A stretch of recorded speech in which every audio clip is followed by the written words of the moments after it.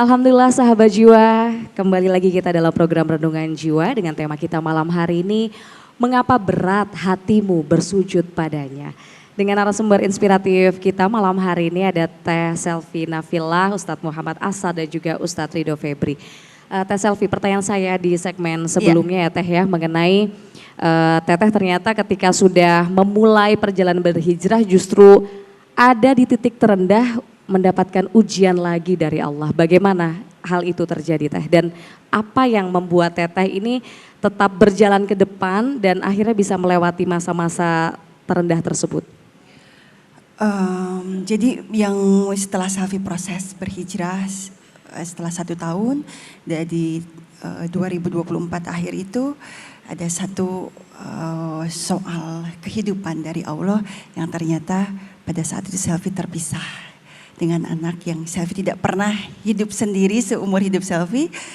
Jadi pada saat itu entah kenapa ketika anak memutuskan untuk Bunda Mikala mau tinggal bersama ayah karena pengen sekolah di sana, hati ini seperti digenggam, seperti diberikan kayak seperti dipeluk gitu, dan ketenangan yang sangat luar biasa yang Safi tidak pernah rasakan sebelumnya.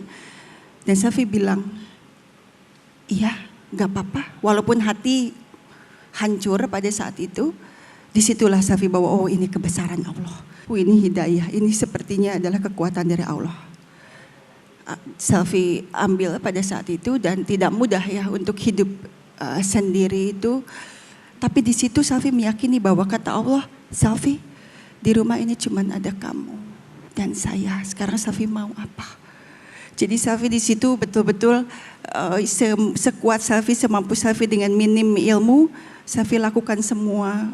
Karena di situ Allah gerakan, Safi membaca Al-Quran setiap hari. Lalu dari situ sholat malam dan zikir, dari situ Allah bukakan semua sampai di 2025 Safi dapat hidayah di bulan Rajab Pak Ustadz. Di bulan Rajab di tanggal 3 Januari Safi di hari Jumat, Safi masih ingat di hari Jumat ketika Safi selesai sholat zuhur itu Safi membaca Al-Quran pada saat itu.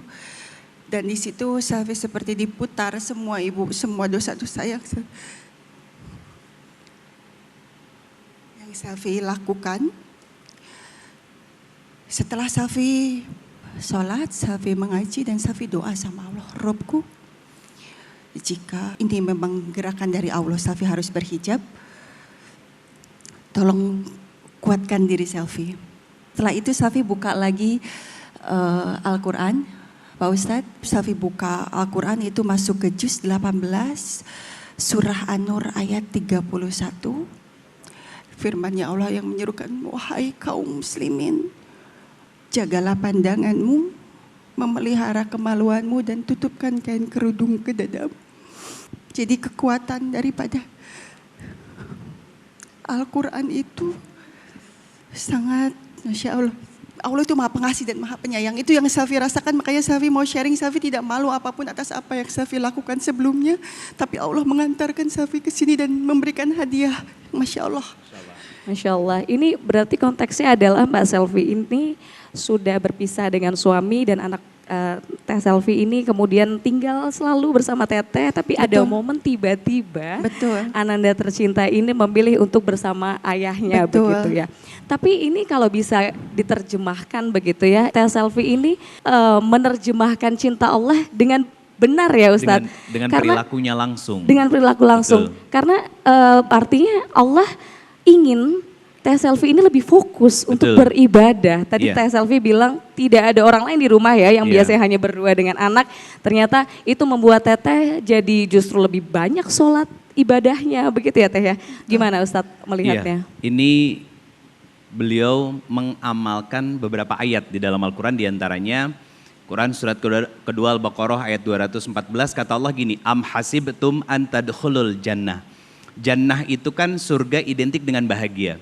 Kata Allah gini, aku tidak membiarkan kamu hidup dengan bahagia secara gratis sebelum kamu aku uji.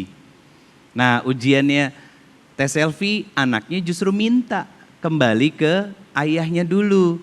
Tapi beliau punya satu keyakinan yang luar biasa teman-teman. Apa? Ala inna nasrallahi qarib. Pertolongan Allah tuh dekat. Bagaimana Allah menolong kita saat kita sakit, terluka, kecewa, dan lain sebagainya. Kata Allah Subhanahu wa taala, wa iza maridtu fahuwa yasfin. Hambaku, kamu capek, kamu lelah, kamu sakit hati, ayo datang kepadaku, ngadu kepadaku. Dan Allah kuatkan dengan kalimat wasta'inu bis-sabri was-shalah. Sujud yang lebih banyak, minta kepadaku dan adukan semuanya kepadaku. Dan itu dilakukan sama Teh Selfie dari beberapa ayat yang Allah sampaikan lewat sikap dan perbuatan beliau untuk memilih mendekat kepada Allah saat masalah dan ujian justru datang menghimpit, menumpuk dalam proses hijrah yang sedang beliau lakukan. Itu Masya Allah Mbak Indi. Masya Allah, tentunya semoga kita semua bisa mencontoh Iya, sikap Masya baik Allah. tersebut ya.